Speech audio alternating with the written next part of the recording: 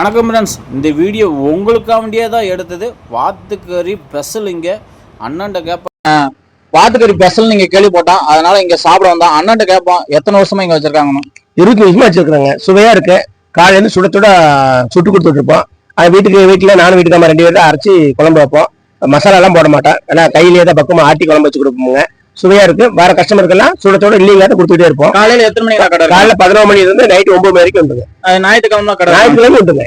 சரி, இது bus stop எங்கண்ணா இருக்கு? இந்த ஏரியா மெயில் பஸ் ஸ்டாப் தாங்க. திருச்சிக்கு பக்கத்துலயே கடைங்க. இது கரூர்ல இருந்து இங்க எத்தனை கிலோமீட்டர்? 21 கிலோமீட்டருங்க. கொடுமணி 5 கிலோமீட்டருங்க. சரிண்ணா, நல்லா சுவையா இருக்குங்க. எப்ப வந்தாலும் யாரு கேட்டாலும் இல்லைன்னு சொல்ல மாட்டோங்க. கட்டி கொடுத்துட்டு இப்ப பார்சல். சரி சரி, பார்சல் சாப்பிடுவாங்க.